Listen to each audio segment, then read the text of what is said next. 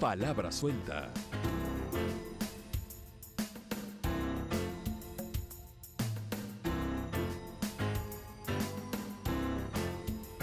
¿Qué tal? Buenas noches, bienvenidas, bienvenidos. Palabra suelta con usted, aquí en vivo por la señal de la televisión pública de nuestro país. Este día, miércoles 22, ¿sí, no? O 23, estoy un poco despistado. 22, miércoles, perdón, es tarde en la noche. Miércoles 22 de marzo de 2017, como le decía, estamos en vivo y esperamos la participación suya desde el principio. Le animo a participar, hombre o mujer, ciudadano, ciudadana, en este encuentro de Palabra Suelta, que va a contar con la presencia de dos personajes. Uno aquí, en nuestro estudio en la ciudad de Quito, usted lo conoce, muy probablemente sociólogo, catedrático, enseña también comunicación. Él hace comunicación, hace programas de opinión también en este mismo canal. Ha venido sosteniendo programas de opinión con una apertura democrática y plural clara, nítida.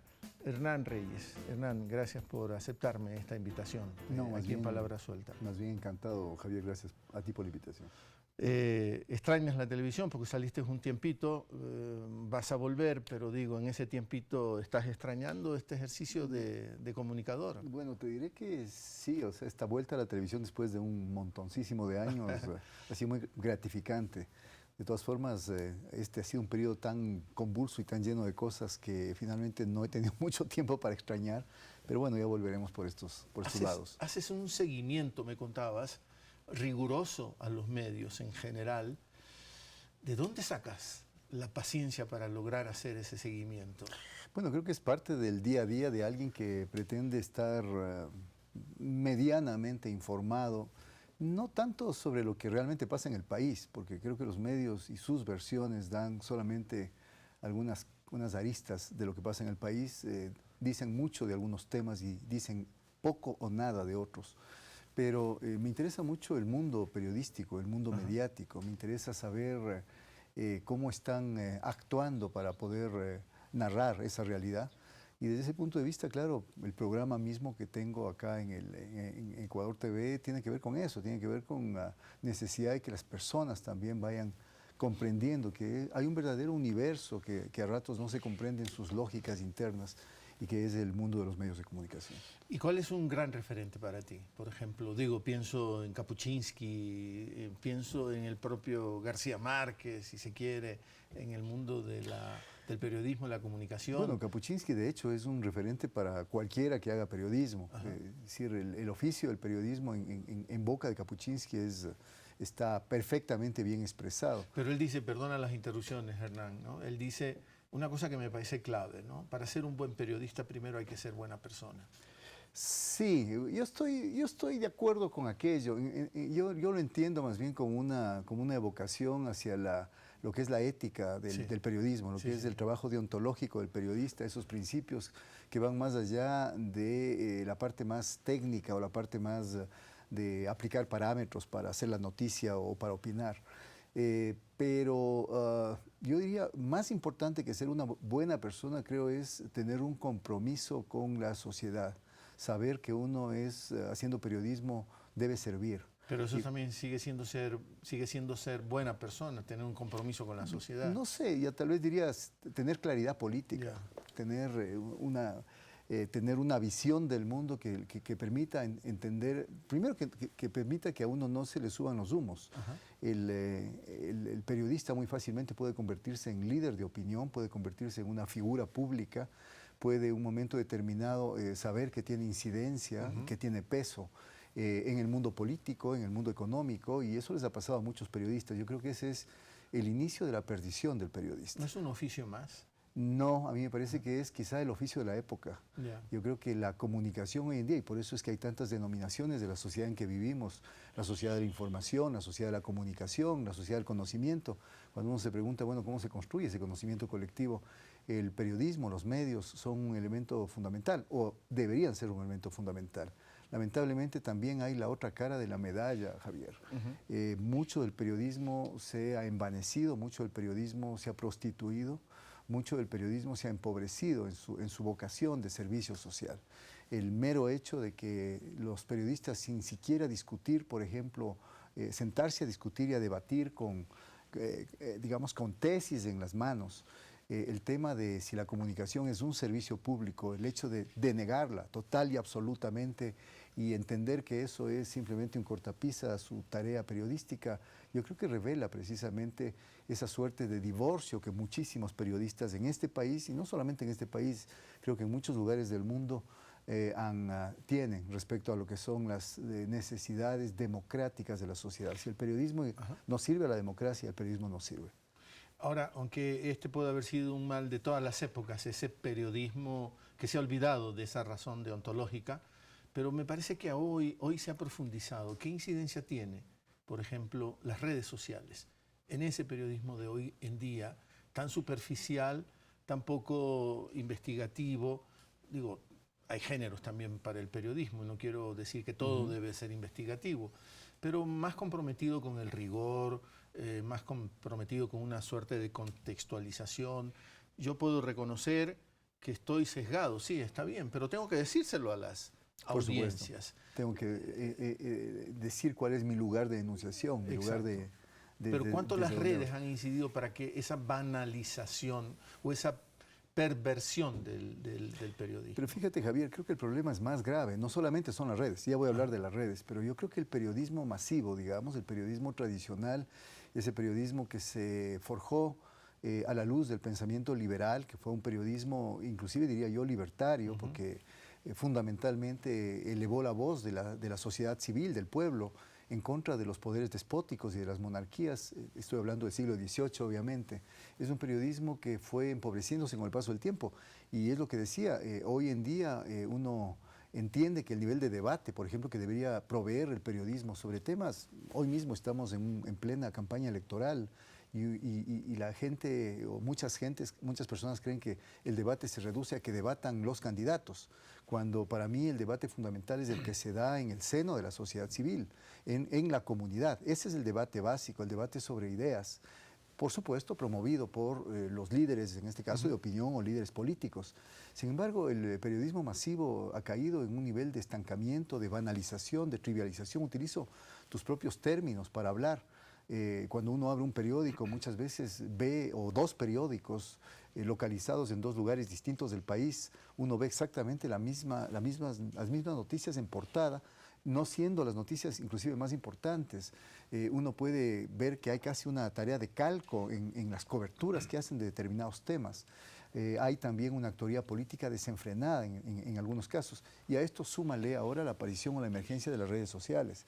Las redes sociales, si bien tienen un enorme potencial democrático porque permiten hacer algo que el periodismo masivo nunca permitió, que era la interactividad, la posibilidad de que tenga voz también el receptor. ¿Pero son periodistas todos los que están en las redes sociales? En absoluto no. Este es una gran confusión. Es más, yo no creo en el periodismo digital, yo creo en el periodismo, ya sea impreso, ya sea digital, lo otro es simplemente un soporte. Creo en el buen periodismo y creo en el mal periodismo, pero no en el periodismo digital. Peor en aquellas confusiones que hablan del periodismo ciudadano, porque una persona tiene un teléfono celular, porque estuvo pasando por casualidad en el momento preciso por el lugar del acontecimiento, noticioso, llamémoslo así, tomó la foto y envió, y hay medios que están pidiendo que la gente les envíe fotos con simplemente el lugar de ubicación, y eso se confunde con periodismo. Eso no es periodismo. Esa es una información que después deberá pasar por el filtro del periodista. Que debe ser... Alguien tiene que saber tratarla, ¿no? Exactamente. Alguien tiene que saber comprometerse con eso, con esa foto, con esa opinión o con ese dato que está pasando ahí un ciudadano que por ahí pasó, como tú dices. Justo, es simplemente un dato más. Y creo que el verdadero periodismo tiene un solo compromiso, que es el compromiso con la verdad. Yo no quiero hablar de verdad objetiva. Aquella verdad objetiva no existe ni siquiera en el mundo de la ciencia. Hay condicionantes que la relativizan siempre, porque siempre hay subjetividad del investigador científico, etc. En el caso del periodismo más aún, son versiones de la realidad, pero hay versiones más verdaderas y hay versiones más falseadas de la realidad. Yo me estoy remitiendo quizá a los clásicos del periodismo Kovacs y Rosenthal, que son los dos periodistas norteamericanos de mayor prestigio, ganadores de premios Pulitzer y demás, si es que queremos hablar de periodismo liberal, para que no se diga que estoy yo hablando de algún tipo de periodismo alternativo que no cabe. Y ellos mencionan que la primera tarea del periodista y su primer compromiso es con la verdad. Eso se ha perdido mucho en el país. Creo que el posicionamiento político, creo que unas militancias a ratos desbocadas y desbordadas, creo que ciertas visceralidades y ciertos odios ya a ratos incontenibles han hecho que gente que algún momento manejó el oficio del periodismo con sagacidad, con inteligencia, con ponderación, hoy de alguna manera reflejan una muy paupérrima imagen ante la gente. Para seguir, estamos en materia, pero para irnos hacia el tema que te había pedido y que lo toquemos, también te quiero contar y a la audiencia compartir con ellos también que nuestro segundo invitado está en Curitiba, a pesar de que es de Resistencia, provincia del Chaco, noreste de Argentina, frontera con Paraguay.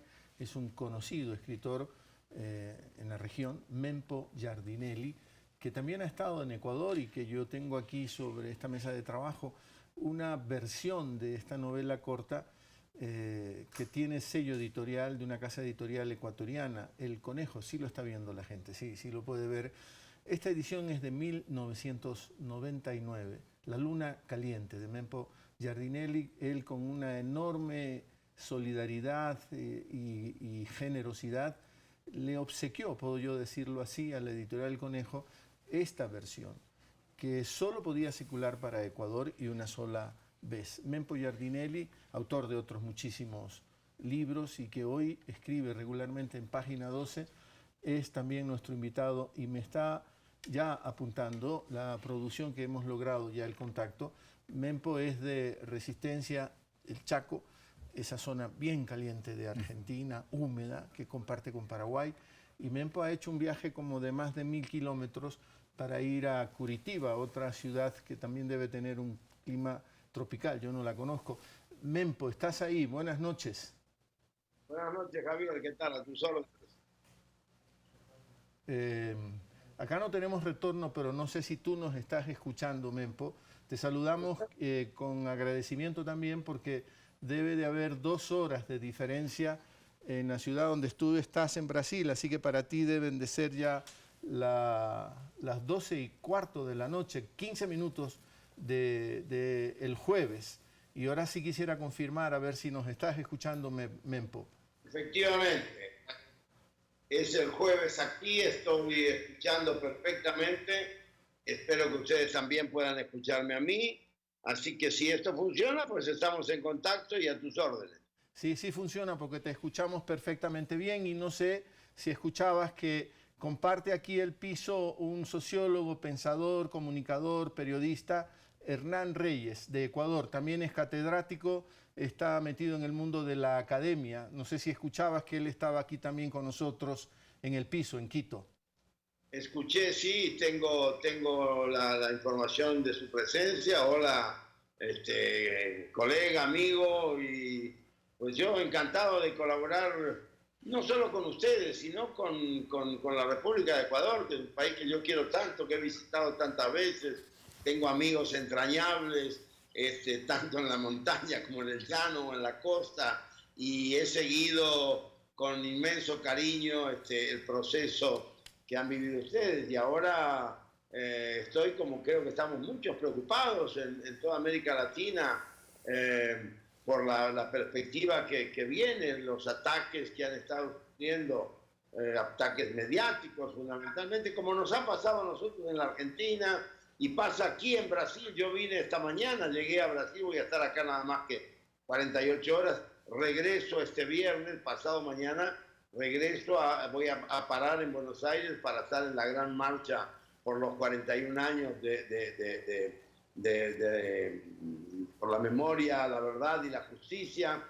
Hoy ha sido un día excepcional en Argentina por las manifestaciones, según he leído en los periódicos, y incluso en los periódicos del régimen, los periódicos oficialistas. Parece que hubo más de 400.000 personas, maestros movilizados frente al ataque brutal que está haciendo el presidente a la educación pública.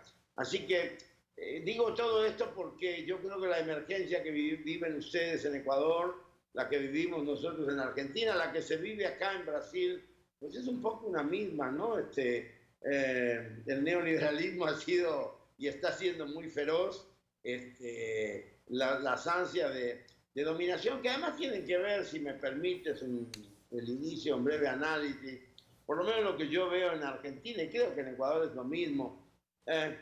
Para esta gente lo que hay es la conquista del poder, no tiene que ver ni con un servicio, ni siquiera con la gestión. La conquista del poder es tener oportunidades de negocios. Ellos todo lo que tienen es la visión empresarial de que, bueno, la vida pública también es un negocio. Y desde ese punto de vista es que tienen esta incomprensión y esta, yo diría, maldad intrínseca de su propuesta.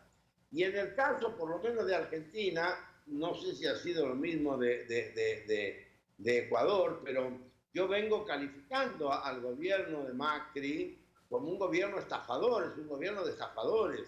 En primer lugar, porque estafaron la voluntad popular, prometieron todo lo que la sociedad quería escuchar, se montaron sobre los defectos del gobierno anterior, hicieron una especie de escandalete de promesas, sabiendo que no iban a cumplir ninguna de ellas, y efectivamente no las han cumplido, y la traición es una especie de acción cotidiana. Entonces esto no se puede calificar sino como traición o estafa en términos políticos y morales.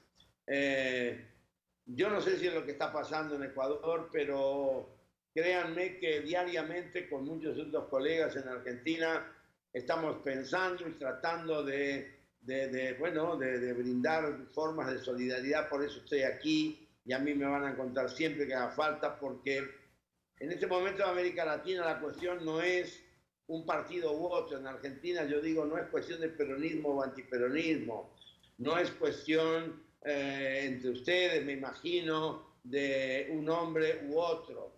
La cuestión central que tenemos que tener claro es que acá es pueblo o es oligarquía. Esa es la cuestión que está en juego.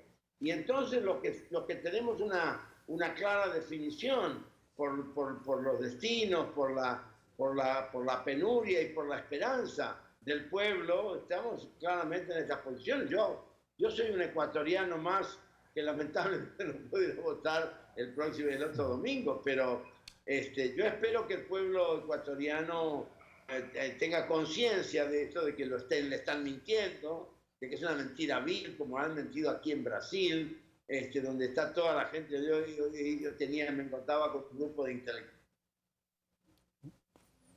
A ver, esos son los riesgos que podemos tener. ¿Aló? Sí, sí te escuchamos. Estás de vuelta, Mempo. Continúa porque se nos suspendió un ratito tu audio, pero hoy lo hemos recuperado.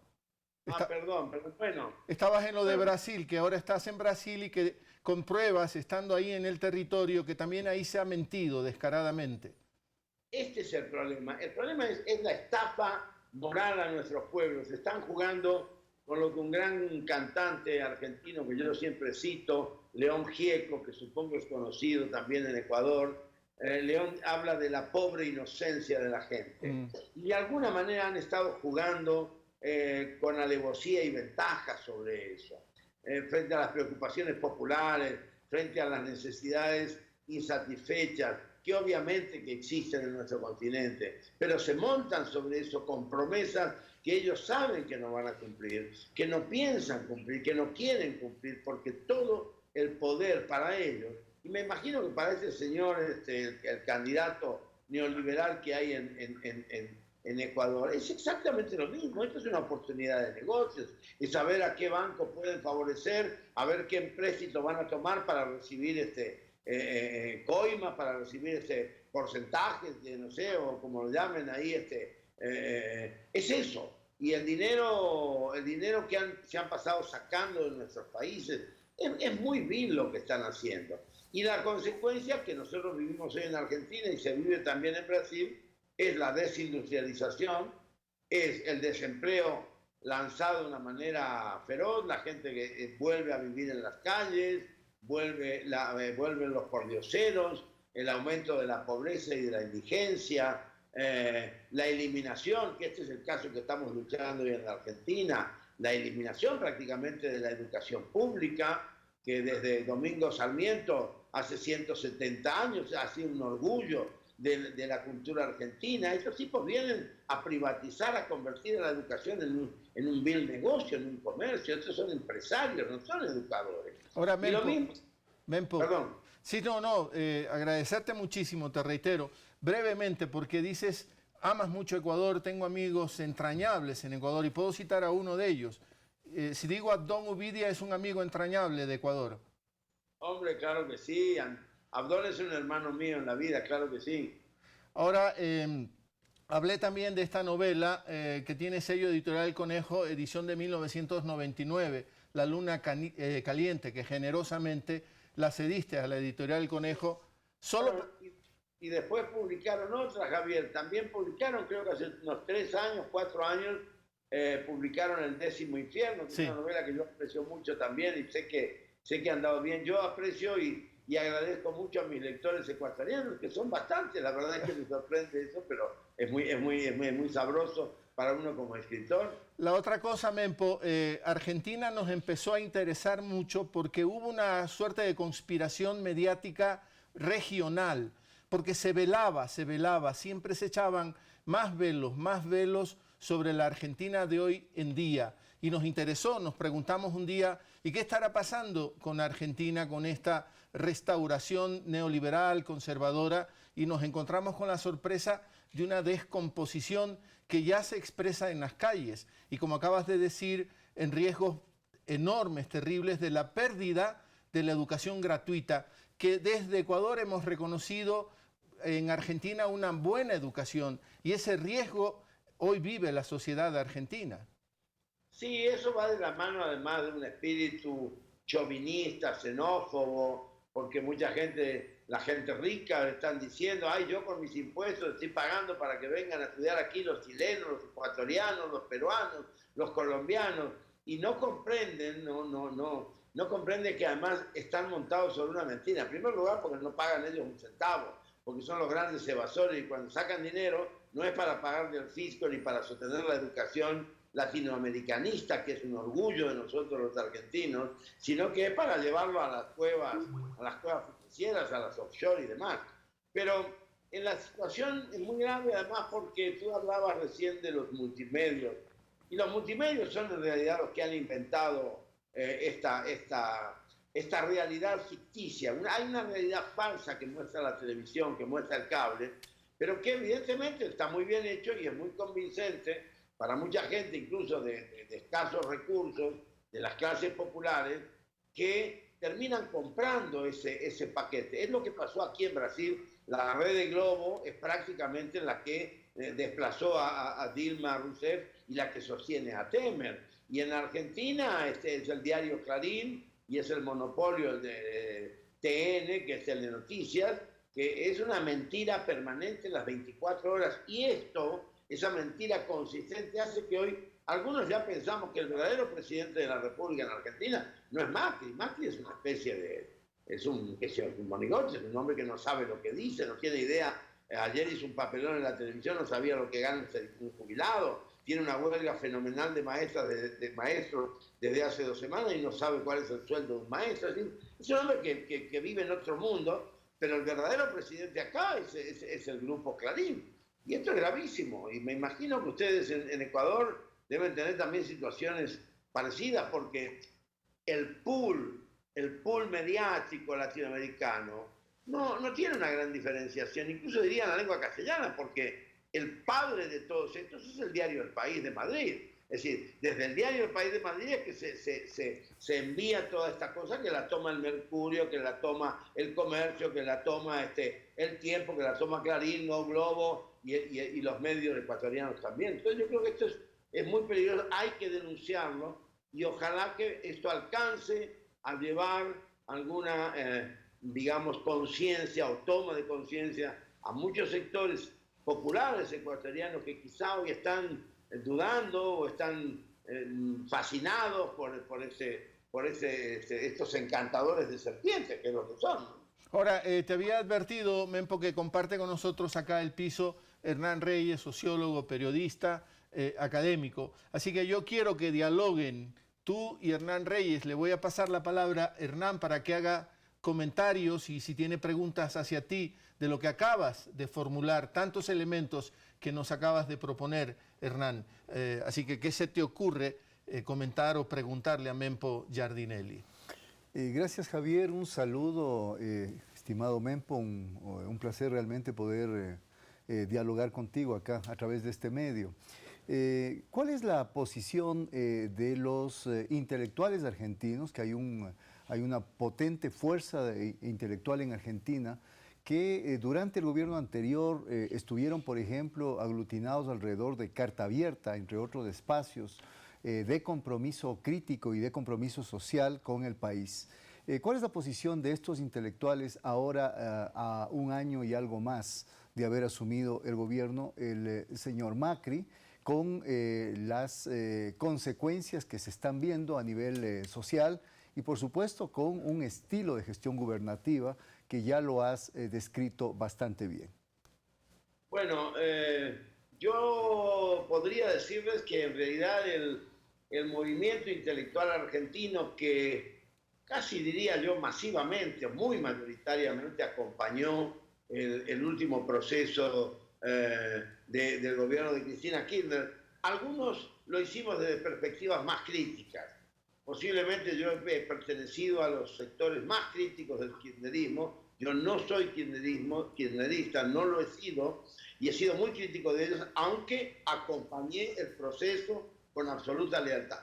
Como yo, somos muchos que no integramos Carta Abierta u otros colectivos intelectuales que acompañaron más, diría yo, más cercanamente, y que hoy están un poco, me da la impresión, porque tengo muchos amigos ahí, me da un poco la impresión de que están un tanto, bueno, están un tanto deprimidos, como está prácticamente todo el mundo intelectual argentino.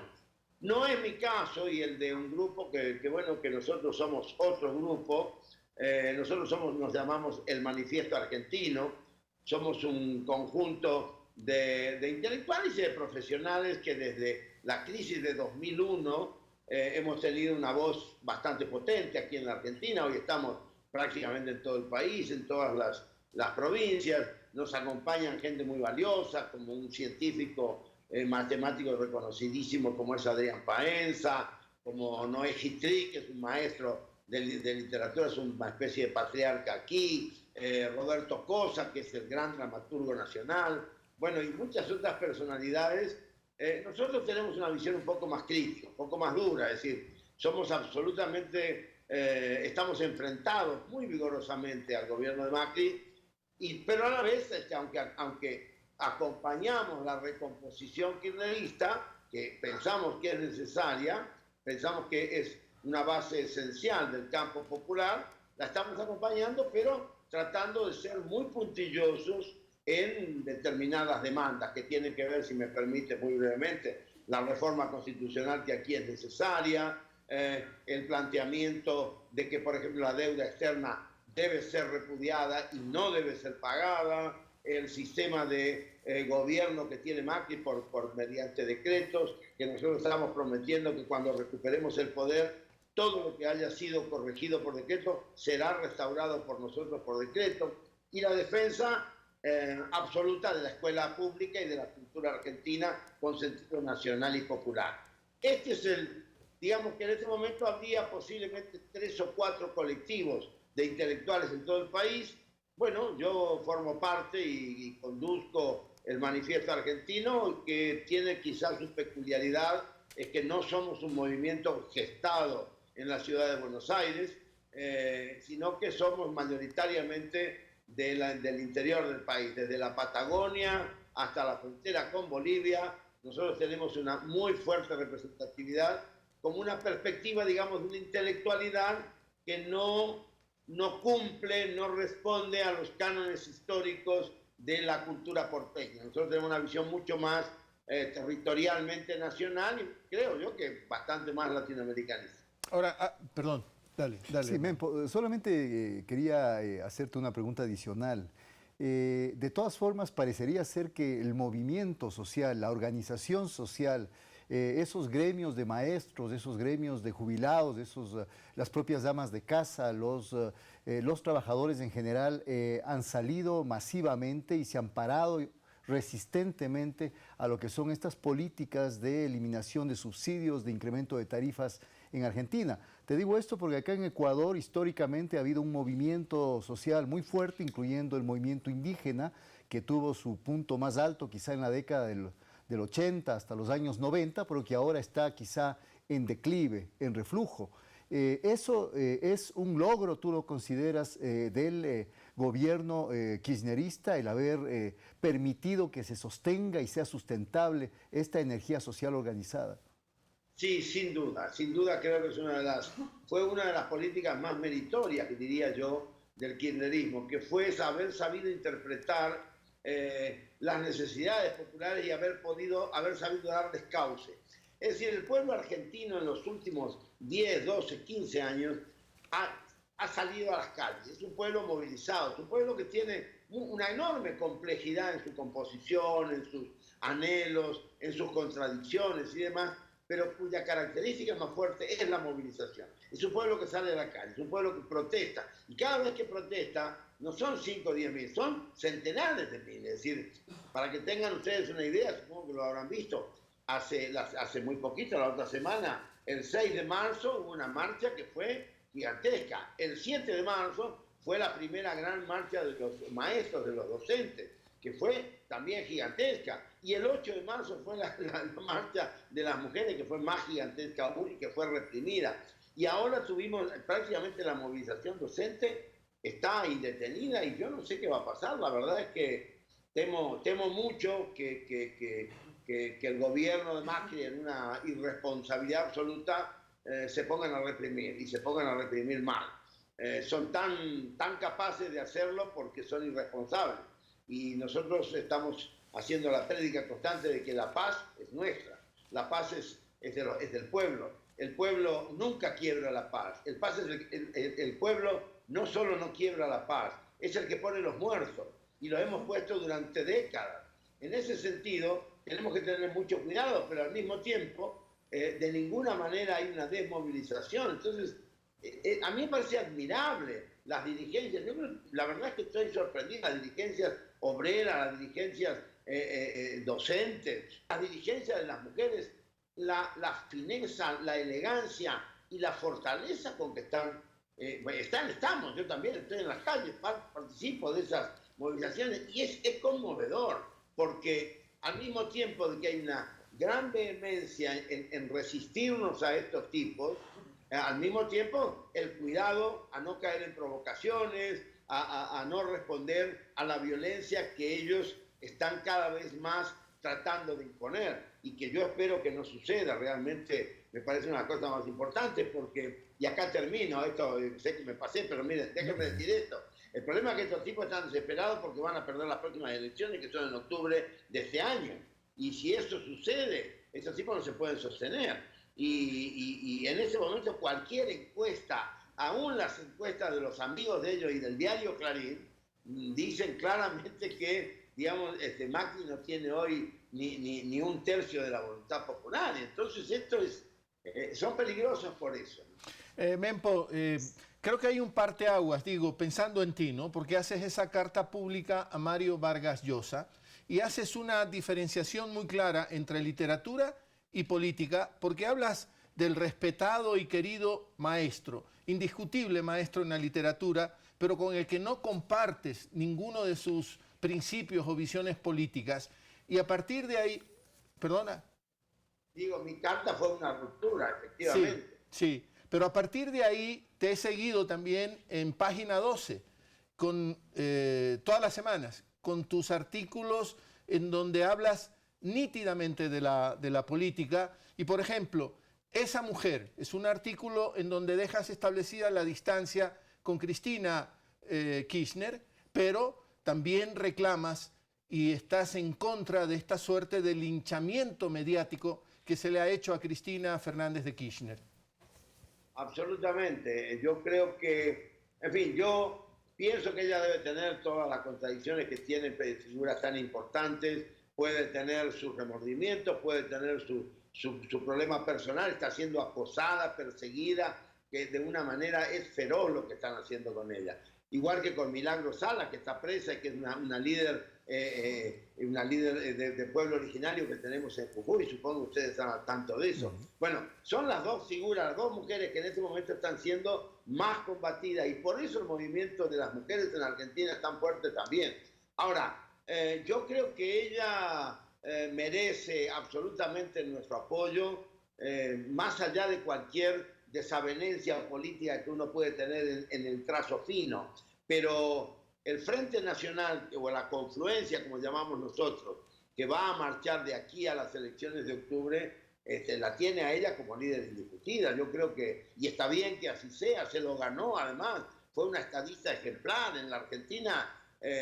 Digamos, los gobiernos de Néstor y de Cristina cambiaron el perfil de mi país, lo cambiaron totalmente, cambiaron socialmente, cambiaron industrialmente, cambiaron internacionalmente. La Argentina se integró a Latinoamérica finalmente a través de la UNASUR, a través de la autodeterminación, a través del ejercicio de la soberanía. Bueno, estos son valores muy fuertes, son valores que obviamente yo no tengo duda de que el pueblo argentino se va a encolumnar detrás de ella. Espero que ella tome la decisión del ideal, ella está un poco dudosa. Yo creo que no hay que apresurarla, ella tiene sus tiempos, tiene su familia, es una mujer que no tiene la salud un poco comprometida, es decir, hay que considerar todo eso. Yo creo que de todos modos el camino y el rumbo va a ser ese, ¿no? Nosotros estamos desde el Manifiesto Argentino, nosotros venimos proponiendo hace meses una confluencia nacional y popular. Pensamos que la confluencia nacional y popular es la que tiene incluso que reunir no solo a las fuerzas kirchneristas, a todo al peronismo histórico, sino también a las fuerzas que se entregaron de alguna manera a Macri, que hoy están arrepentidas. El radicalismo, que en Argentina es histórico, es un partido centenario y que tiene una gran corriente nacional y popular. Tenemos que recuperarla. En la Argentina hay más de 1,5 millones de socialistas que están dispersos y que, bueno, que tampoco también han sido engañados más de una vez. Bueno, hay que traerlos. En fin, es toda una tarea en la que estamos, por lo menos los intelectuales y los profesionales que integramos el Manifiesto Argentino, estamos trabajando muy duramente por esto. Mira, yo estoy recorriendo el país y mira que este país es grande. Ayer estuve en un acto en el norte de Santa Fe, hoy estoy aquí, ¿no? Vine por otra cuestión, pero la semana pasada estuve en Mendoza, la semana que viene voy a Tucumán. Quiero decir, estamos trabajando mucho, somos muchos los que estamos trabajando, así que yo soy moderadamente optimista, pero mi corazón en este momento está más conmovido por la patria de ustedes, que también es una patria nuestra, el Ecuador. Ecuador no puede caer, no debe caer. Ecuador tiene que sostenerse. La obra que hizo Rafael Correa ha sido una obra, yo creo que importantísima, que habrá tenido sus errores, sin duda que los habrá tenido, pero ha modificado Ecuador. Ecuador es otro país del que yo conocí hace 30 años, que era un pobrecito país engañado y adolorido, y es un país con una dignidad que espero que los mismos ecuatorianos lo comprendan, lo defiendan y no terminen votando a estos canallas. Yo también moderadamente optimista, Mempo. Escribiste otro artículo que me llamó la atención, Ajedrez con psicópatas. Esta gente que no respeta reglas, que te las cambia en pleno juego y que eso también manda un mensaje a todas nuestras sociedades. Creo que sí. Yo la verdad es que no escribo para mandar mensajes, pero me lo han dicho y creo que tienen razón. Yo escribo todos los lunes en Página 12, desde hace años. Y claro, quizá ahora que ya estoy grande, que ya soy un sesentón largo, y que estoy un poco fastidiado de lo que hacen con mi país y mi continente, ¿no? Así creo, a mí me enoja mucho toda esta situación. Me enoja porque además la hacen tipos con prontuarios, tipos que tienen el culo sucio, si me permite que lo diga, con sus negociados y con sus cosas. Entonces, me parece que desde una perspectiva moral, de dignidad, de patriotismo que tenemos que ir recuperando, y en ese sentido el gobierno de Néstor y de Cristina fue fabuloso para recuperar un sentimiento patriótico en mi país. Entonces eso me parece que es importante y que, bueno, desde esa perspectiva yo cada lunes, qué sé yo, trato de tomar distintos temas, trato de pensar, trato de ser moderado, cosa que me cuesta mucho ser moderado, porque la pasión por ahí me lleva, pero bueno, sí, espero que me sigas leyendo, Javier, y que pueda no decir gansadas. No, yo decía, Hernán, yo te pido paciencia y que sigas ahí, Mempo, siempre agradeciéndote por recibir esta llamada. Yo decía, Hernán, que si a un argentino no le permites tener un cierto lenguaje, no puedes conversar con el argentino. Definitivamente, me parece que es parte de la naturaleza argentina, lo cual está muy bien. Yo a rato soy muy envidioso de esa manera extrovertida, esa manera abierta de referirse a los temas. Yo creo que es un sinceramiento en el lenguaje. Mempo, dices en un artículo, y voy a leer textualmente por lo menos un par de párrafos chiquitos: todo demócrata y pacifista convencido hace un culto del respeto al voto mayoritario. Y más adelante dices, porque el voto es el voto y es de canallas y fascistas deslegitimar la voluntad ciudadana. Esto también está en riesgo en los procesos electorales en nuestra región, cuando se ajustan un poco. Esto ha pasado en Argentina y ese también es otro riesgo que nos corremos en Ecuador. Efectivamente, y me parece muy interesante que traigas a colación esta cita, porque en realidad, amigos, en realidad, cuando uno es un demócrata en serio, cosa que ellos no son.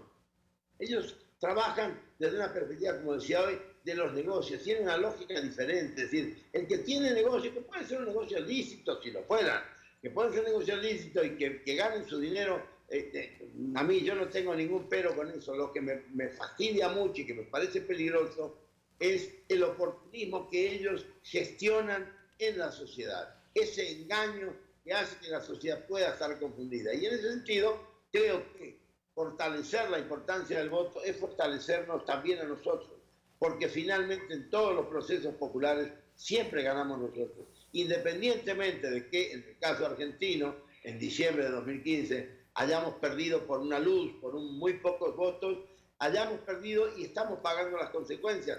Y hoy es interesante ver cómo gran parte del pueblo argentino, pero te diría la gran mayoría incluso de los que votó a Macri, hoy están arrepentidos. Y nosotros lo que decimos en el Manifiesto Argentino, tenemos una prédica, decimos: no los condenemos, no los critiquemos, ayudémoslos a recuperarse, porque están deprimidos, porque están doloridos, porque se dan cuenta de que cometieron un error. Pero fue un error democrático, entonces hay que respetar ese error democrático, aunque uno no lo comparta, pero tenemos que recuperarlos para que vuelvan al campo nacional y popular. Y van a volver. Ahora, Hernán, esta cita que le he hecho a Mempo de sus propios escritos sobre el respeto al voto, si eres demócrata, pacifista, convencido, esto hay que decirlo también en Ecuador, Hernán, ahorita. Definitivamente a mí me parece inclusive que es la mayor preocupación que deberían tener aquellos que generan opinión pública este momento y de cara a la segunda vuelta electoral, la necesidad de inculcar en la ciudadanía la idea de que se va a respetar la voluntad popular, de que hay un proceso institucionalizado. Yo escuchaba el otro día los testimonios de los relatores, incluyendo el relator de la OEA, el relator de UNASUR, el relator y otros relatores más que relatores, observadores electorales que vinieron acá y que relataban que efectivamente el proceso electoral ecuatoriano fue un proceso transparente, fue un proceso limpio, que hubo, como en todo proceso electoral del mundo, determinadas fallas que a veces se pueden originar en procesos informáticos, en quizá la falta de capacitación de algunos de los actores que están interviniendo directamente en el proceso, pero que finalmente los resultados son limpios. Y sin embargo, acá hay actores políticos y eso se ve en redes sociales. Creo que resulta importante ahí volver al tema de las redes sociales. La red social aguanta cualquier cosa. La red social, valiéndose unas veces del anonimato, valiéndose otras veces de la presencia de los troles o de los robots electrónicos que también están dedicados a enviar mensajes sin ser un sujeto real. Lo que están intentando hacer desde la oposición en este momento acá en el Ecuador, y ya lo demostraron precisamente desde el propio día de las elecciones en primera vuelta, es tratar de deslegitimar el resultado electoral. Y eso es grave, como dice Mempo, no solamente para el perdedor, sino para la democracia, porque finalmente cualquiera de los dos contendores, el que pierda, finalmente en buena lid. Podría simplemente deslegitimar y no querer reconocer ese resultado. Eso es antidemocrático, eso significa querer jugar a ganar o ganar. Es decir, si no ganan en la cancha, si no ganan comprando el árbitro, si no ganan gladiando la cancha, ganarán después en la mesa de las discusiones. Y yo creo que eso nosotros los ecuatorianos no podemos permitir, quienes como MEMPO estamos convencidos que la democracia y la defensa de la democracia es lo primero. Esto se hizo, Mempo, en Argentina, porque lo acabas de decir, Scioli perdió por una luz frente a Macri, pero sin embargo se respetó ese voto. Sí, pero lo interesante para reflexionar aquí, Javier, es que si hubiera sido al revés y la luz hubiera favorecido a Scioli, no te imaginas el escándalo que hubieran hecho. Y prepárense ustedes, mis queridos amigos ecuatorianos, porque si gana Lenin, que yo espero y creo que va a ganar, creo que puede ganar, pero si gana, sea que gane por 1 millón de votos o gane por 15 votos, le van a hacer un escándalo que no va a ser solo nacional en Ecuador. Van a tener todos los diarios, desde el New York Times, a El País, a Le Monde, a Clarín, a Un Globo, a todos los diarios de América del Sur, los van a tener cacareando que ha habido fraude o que van a ponerlo en duda. Es parte de una estrategia. Estos tipos no se miden. Y no se miden porque en realidad los ha venido movilizando la desesperación que les dio la paliza ideológica y moral que recibieron en los últimos 15 años en toda América Latina. Entonces, son muy peligrosos. Y eso también nos obliga no solo a estar firmes, si ganamos, firmes en la defensa, pero al mismo tiempo firmes en la paz, en la democracia, en la tolerancia y hasta en tenerles paciencia a estos canallas que son capaces de apelar a formas de violencia y habrá que tener mucho cuidado para no responderles en ese sentido. Es decir, toda la inteligencia vamos a tener que ponerla nosotros, ustedes, tienen que estar de nuestro lado. Estos tipos no tienen medidas, son feroces, realmente son feroces. Mempo, sabes que estamos en vivo, que este es un programa que se está emitiendo en vivo, así que tengo que hacerle en vivo esa pregunta a la producción, si admito llamadas telefónicas, si tú me permites llamadas telefónicas del público ecuatoriano. Sí tenemos llamadas telefónicas, me dice la producción. Sí podemos tener llamadas telefónicas. ¿Aceptas llamadas telefónicas del público ecuatoriano, Mempo? Yo estoy a disposición de ustedes. La verdad es que yo soy un agradecido a vuestra llamada, que hayan pensado, hayan confiado en mí y que les pueda importar a algunos hermanos ecuatorianos mi palabra, mi opinión. Con todo gusto, yo lo que tú digas. No, el público, como tú lo sabes y tú lo has palpado, el público ecuatoriano lee tus novelas. Yo decía al principio, por ejemplo, La Luna Caliente, naboquiana, esa novela, Mempo.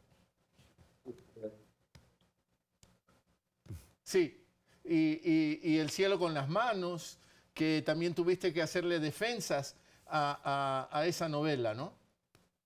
Tengo una larga historia de lucha con la censura, ¿no? Pero bueno, eso es. Pero hoy bueno, en día eso es lo de menos frente a lo que estamos viviendo en nuestro país.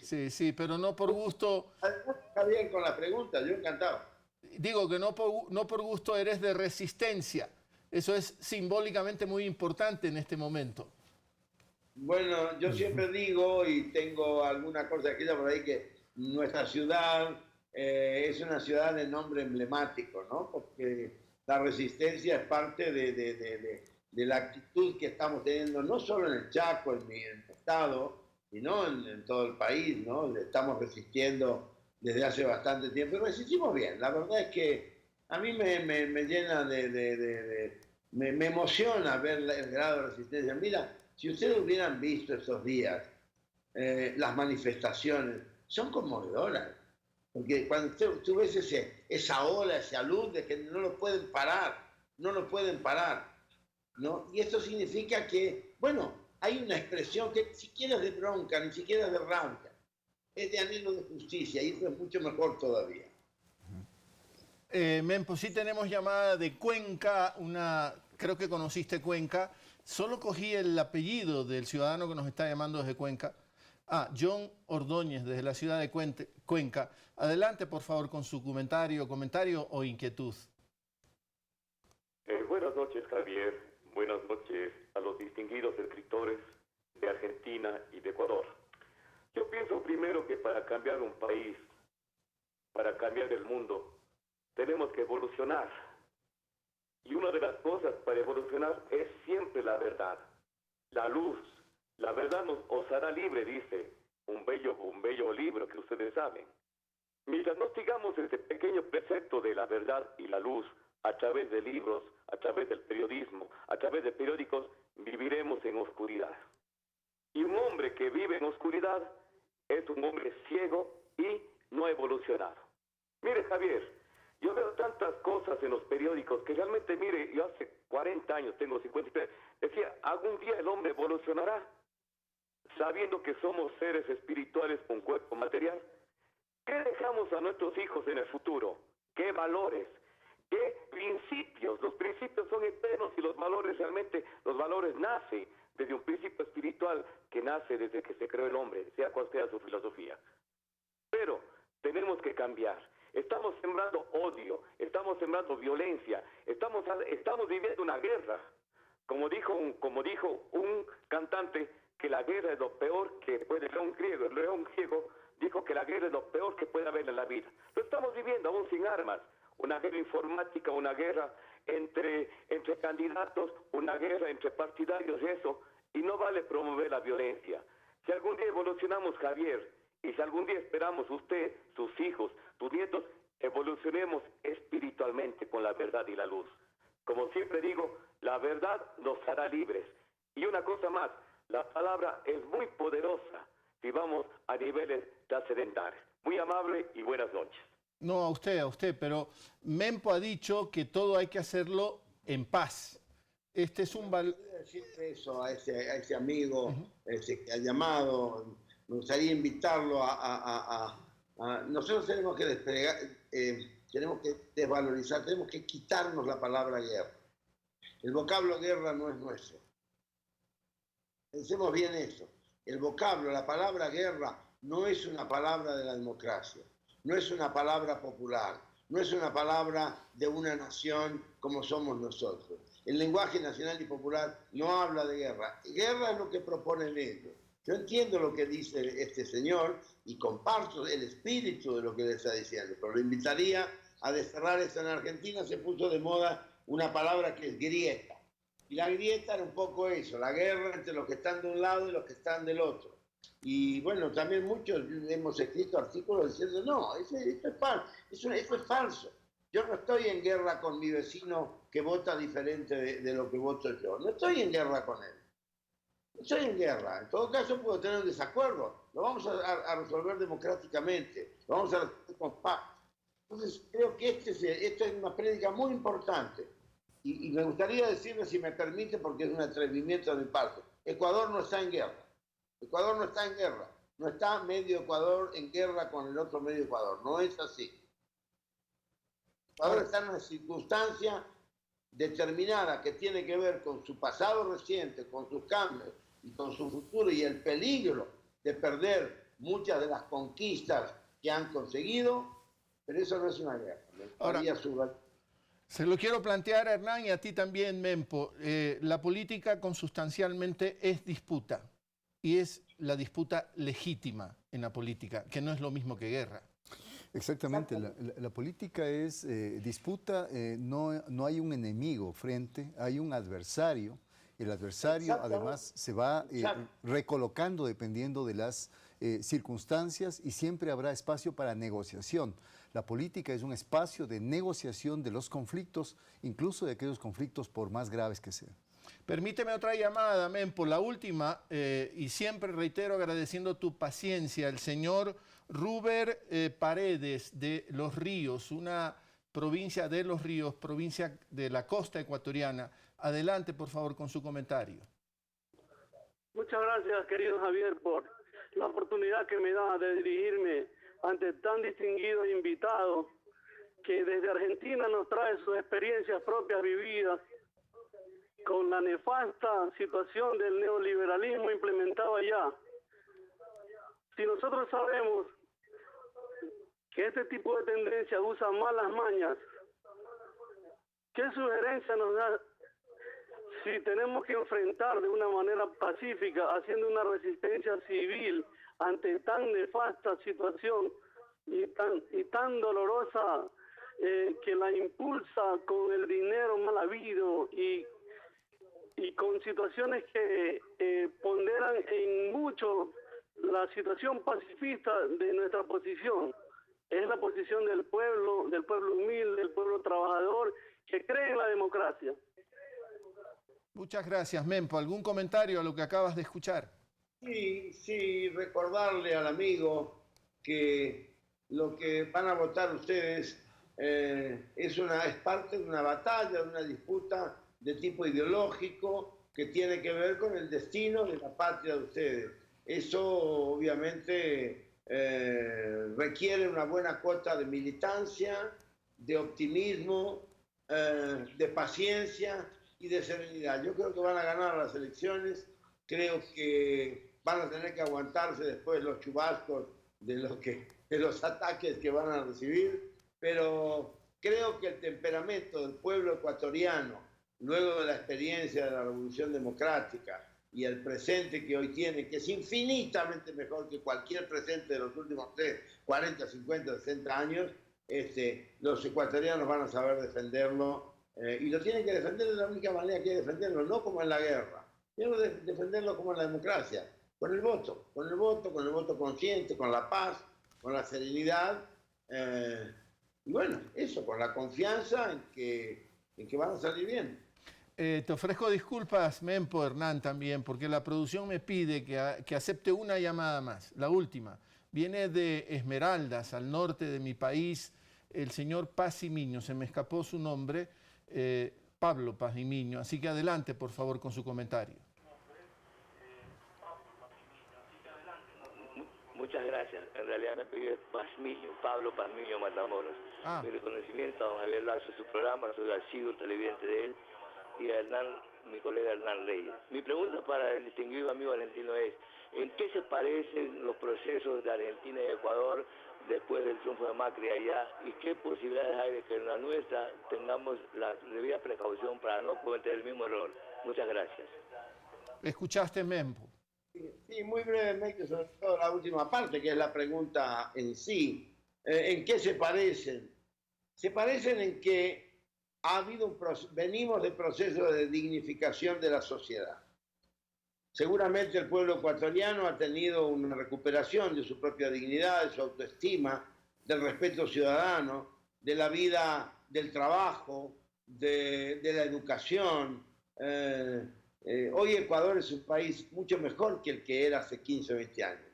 Bueno, eso en Argentina ha pasado lo mismo. Ese es el parecido que tenemos. En Argentina ha habido esa misma recuperación que tiene que ver con el esfuerzo, tiene que ver con el amor también a nuestra historia, a nuestras virtudes, a nuestro trabajo, a nuestra paciencia. Y la diferencia quizá está en que, bueno, que nosotros en Argentina desdichadamente perdimos aquella elección, nos estamos reorganizando, nos estamos rearmando, estamos ocupando las calles con nuestras protestas y vamos a volver. En cambio, en Ecuador, pues tienen todavía la chance, la oportunidad, y espero que el pueblo ecuatoriano la sepa aprovechar, de no dar por perdido nada de lo que se ganó. Y en todo caso, lo que faltó hacer, pues hacerlo en este nuevo turno con Lenin en la presidencia. Mempo, Hernán, no sé si tienes un comentario final para Mempo, porque vamos terminando este encuentro de Palabra Suelta. Sí, Javier, quizás solamente también compartir con Mempo la idea de que tenemos otras similitudes con Argentina en Ecuador, y una de ellas es que precisamente tenemos una enorme dificultad para hacer florecer la verdad dentro de lo que significa lo que está pasando en el país. Está aquí predominando el marketing político y justamente ese es el grave riesgo que se tiene para dejar absolutamente incumplidas todas esas promesas y esos momentos mágicos que parece vivir la sociedad cuando hay campaña electoral por parte de un candidato. Hay un enorme aparataje de medios privados que sistemáticamente, al igual que en Argentina el grupo Clarín, acá en Ecuador también sistemáticamente han ocultado determinados temas, han magnificado otros con un claro interés político. Y ahí no queda más que apelar a la sagacidad y apelar a la inteligencia de la gente. Para terminar, yo con una palabra que espero que sea un toque de humor, quizás lo que deberían hacer, mis queridos amigos, es mostrar más cómo está la Argentina hoy. Muéstrenlo a Macri, pónganlo en la televisión, las tonterías que dice, lo torpe que es y lo corrupto, porque le está regalando el correo argentino a su papá, está trayendo la línea Avianca a Argentina porque Avianca compró la línea aérea que era de la familia Macri.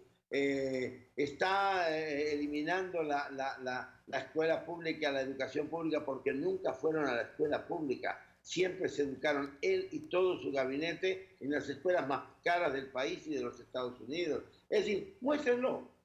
Quizás si lo muestran, el pueblo ecuatoriano simplemente lo va a ver más allá de lo que digan los medios dominantes.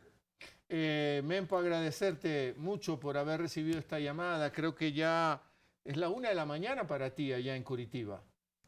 Pero ha sido un placer y además ha sido un placer y ha sido un deber. Muchas gracias, Mempo. Te reitero ese agradecimiento y una buena noche y que mañana sea muy fructífero todo lo que vas a hacer allá en Curitiba y buen retorno a Resistencia. De corazón, muchas gracias. Mempo Giardinelli, desde Curitiba, usted ya lo sabe, es argentino, escritor, periodista. Y Hernán, qué capacidad de lectura que tiene Mempo Giardinelli, ¿no? Absolutamente, es decir, la combinación de su lado sensible, que es el lado del literato, del escritor, de quien a través de la ficción hace metáforas de la realidad, y al mismo tiempo del compromiso político ya del militante. Muy crítico además, interesante para mí saber todas estas vertientes de grupos de intelectuales en Argentina, no solo Carta Abierta, sino también Manifiesto Argentino, pero desde distintas posiciones, revalorizando ese proyecto de gobierno nacional y popular que tuvo Cristina También Fernández. te tengo que empezar a dejar libre a ti también, pensar en ti, tus horarios y todo eso, ¿no? Pero algunos ya se empiezan, desde esos medios comerciales, se empiezan a extrañar por qué hablamos de Argentina. ¿Qué hacemos hablando de Argentinas mientras ellos hablan a cada rato de Venezuela? Qué desigualdad de juego, ¿no? Absolutamente, es decir, reglas propias, parámetros propios, sus propias verdades. ¿Por qué hablamos de Argentina? Porque ellos no hablan de Argentina. ¿Por qué hay que desmitificar el tema de la venezolización de Ecuador, que quisieron implantar también en la agenda mediática y que se ha ido cayendo de a poco? Porque en realidad en redes sociales ha resultado no muy difícil desmontar esa idea. Ecuador está muy lejos de ser Venezuela. Lamentablemente la hermana República Venezolana está pasando por momentos muy graves, momentos críticos. Nosotros en Ecuador hemos inclusive reflotado de dificultades serias que tuvimos en nuestra economía y nuestra institucionalidad, nuestra constitución, nuestra consistencia como país es absolutamente diferente. Desde ese punto de vista, creo que la gente debe exigir más a los medios de comunicación, y eso pasa a veces a través de las redes sociales, que digan la verdad. Y ese yo creo que es, en el fondo, lo que los ecuatorianos deberíamos en este momento valorar en esta coyuntura electoral por parte de los candidatos. Un candidato al cual le han acusado de querer hacer una continuidad del régimen, como que eso fuera algo malo, cuando uno mira indicadores de salida de pobreza, indicadores de salud, indicadores de educación, indicadores de coberturas en seguridad social, etcétera, uno encuentra los logros ahí a la vista. El otro candidato no tiene nada para mostrar y por eso está inventándose ofertas, promesas electorales, soluciones mágicas. Creo que los ecuatorianos necesitamos un baño de verdad en estas elecciones y desde ese punto de vista creo que el poder del voto del próximo 2 de abril va a ser la respuesta del pueblo ante yo diría, una campaña sistemática de distorsiones y de mentiras que ya sabemos de dónde provienen. Muchas gracias, Hernán, por también tú haber aceptado esta invitación aquí en Palabra Suelta, y espero verte pronto nuevamente conduciendo programas de opinión aquí por la televisión. Por aquí estaré pronto. Gracias. Hernán Reyes, finalmente aquí también en Palabra Suelta, y a usted, como siempre, le agradecemos la compañía. Pásela bien.